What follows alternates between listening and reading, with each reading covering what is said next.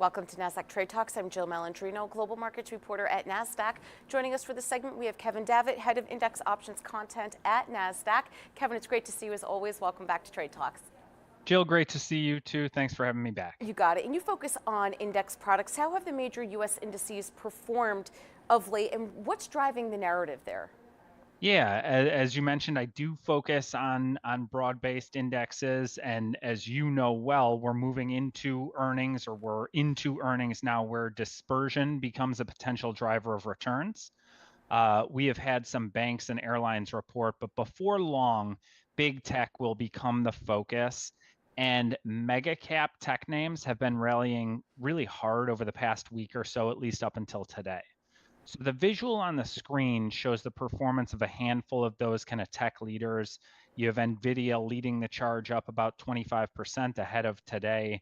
Tesla charging higher up nearly the same amount. You have Amazon with a bust out, Microsoft, and you have the broader Nasdaq 100, the NDX, that's up an impressive 7.6% over that same time frame. Now, when you look at the other major U.S. equity indices, the S&P 500 was up 4.5%, and the Dow's up only 2.5%, again, same time frame. So in short, over the past week or so, tech has been driving the rally, and as a result, the Nasdaq 100 is outpacing the other indices. It'll be really interesting to see if that continues as Q4 earnings hit the tape, as well as what sector dispersion looks like early in Q1. And of course, volatility has subsided with that move up in the indices over the past few months. What's your take on that? It has. So a lot has been made about the fact that the VIX index made its lowest levels in over a year very recently. And VolQ is measuring at the lowest level since March and April of last year.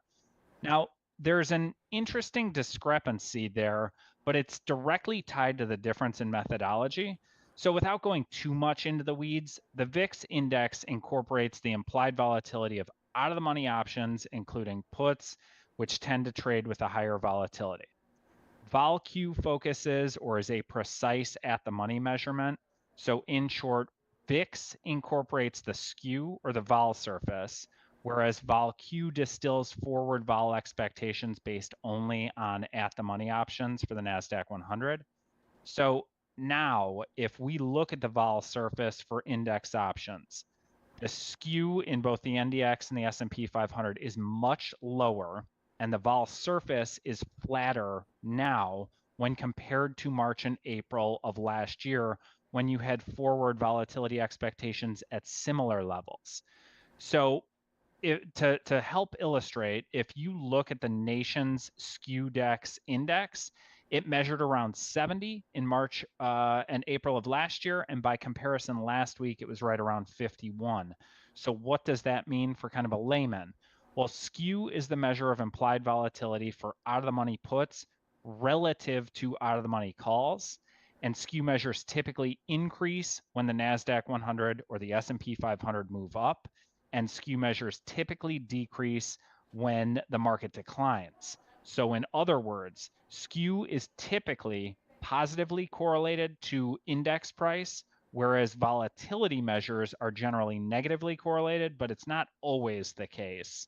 My last point here is that the difference between VIX and VolQ are meaningful, and that at the money focal point for the VolQ index indicates that index vols are certainly much lower than they have been for the better part of the last year, but not the entire time. When you look at VIX at 1-year lows, it's arguably somewhat misleading because 30-day at the money S&P 500 index options are not at 52-week lows, but the vol surface and that skew is much flatter than it's been in quite some time. And so that explains that discrepancy there. What will you be keeping your eyes on over the next few weeks?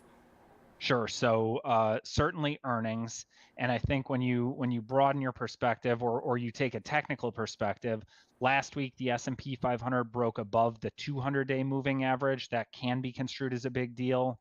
On our visual, you'll see the Nasdaq 100 with its 150-day moving average overlaid. So as you can see, it's approaching that level, which has served as kind of overhead resistance for the past year. So as we move into standard options expiration for January this Friday, I'm going to be watching the 11,800 level. It's also worth noting that there's considerable open interest on the 11,900 calls. Perhaps the Nasdaq 100 can push through those levels in the coming weeks if earnings and the Fed don't derail the rally, and that kind of continues to be the case. So to answer your question directly, I'm going to be watching earnings or listening for earnings. I'm going to be watching technical resistance levels, which could become support.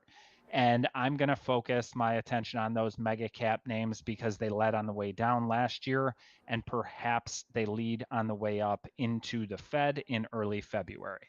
All right, Kevin, appreciate the insight as always. Thanks for joining us on Trade Talks. I'm Jill Malandrino, Global Markets Reporter at Nasdaq.